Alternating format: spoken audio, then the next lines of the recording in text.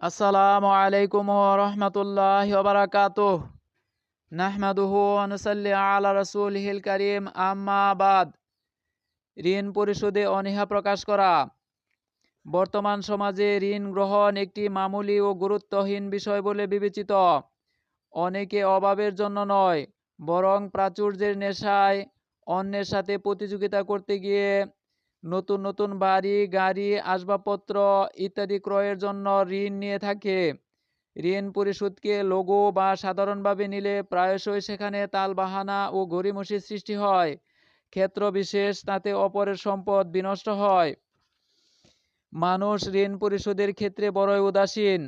তারা এটাকে খুব তুচ্ছ মনে করে, অথচ আল্লাহর নিকট তা খুবই গুরুত্বপূর্ণ। এমনকি আল্লাহর রাস্তায় শহীদ ব্যক্তি এত সব মর্যাদা ও অগণিত সওয়াবের অধিকারী হওয়া সত্ত্বেও ঋণ পরিশোধের দায় থেকে সে অব্যাহতি পায়নি।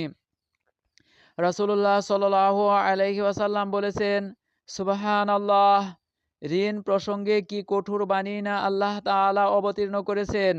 যার হাতে আমার জীবন তার শপথ, ঋণগ্রস্ত অবস্থায় কেউ যদি আল্লাহর পথে শহীদ হয়, তারপর জীবিত হয়, তারপর শহীদ হয়, তারপর জীবিত হয়, তারপর আবার শহীদ হয়, তবু ঋণ পরিশোধ না করা পর্যন্ত সে জান্নাতে প্রবেশ করতে পারবে না।